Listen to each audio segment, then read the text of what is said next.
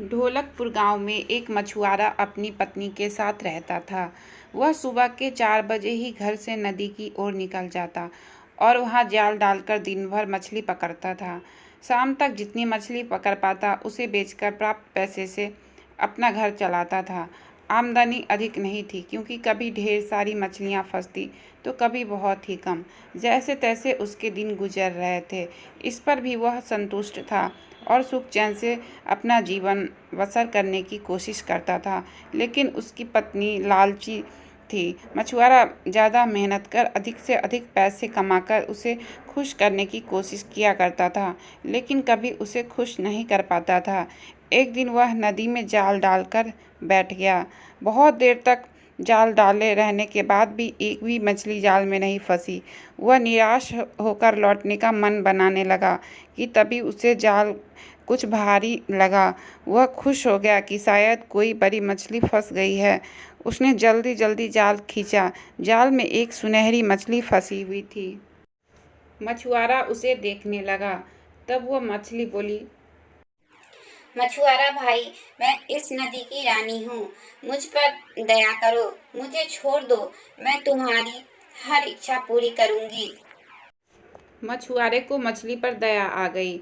उसने मछली को छोड़ दिया और घर आकर अपनी पत्नी से सारी बात बताई।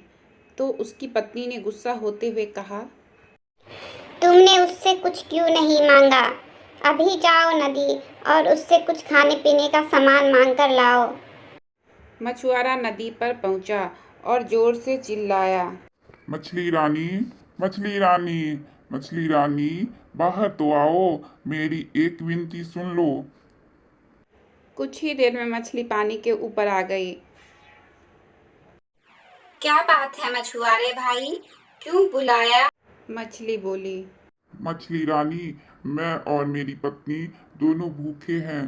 क्या तुम मुझे खाने का सामान दे सकती हो? मछुआरा बोला, तुम घर पहुँचो, वहाँ खाने का सामान पहुँच जाएगा। जब वह घर पहुंचा तो देखा दरवाजे पर खाने की ढेर सारी चीजें रखी हुई है। उसकी पत्नी यह देखकर खुश हो गई। फिर उसकी पत्नी ने कहा, कल मछली से महल मांग लेना। मछुआरा झगड़ा के डर से चुप रहा। मछली रानी, जरा बाहर तो आओ। मछली पानी के ऊपर आ गई तो मछुआरा उससे बोला, मछली रानी, मेरी पत्नी ने पूरा जीवन गरीबी में व्यतीत किया है। क्या तुम एक महल बना सकती हो? मछली ने कहा।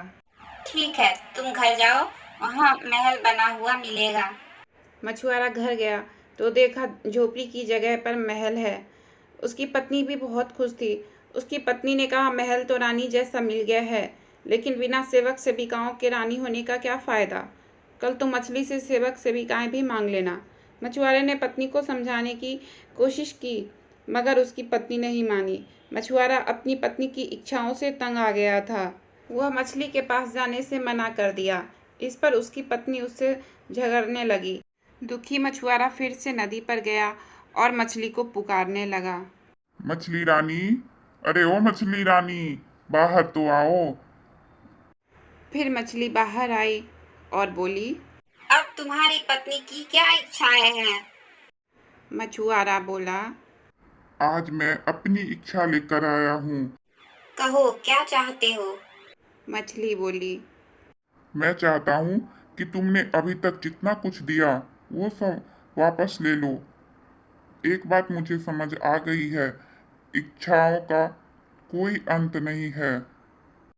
तुम्हारी यह इच्छा भी पूरी हो। यह कहकर मछली पानी में चली गई।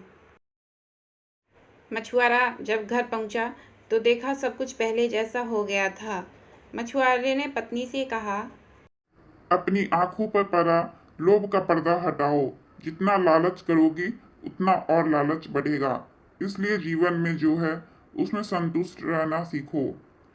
उसकी पत्नी को एहसास हो गया था कि वह लालच में अंधी हो गई थी।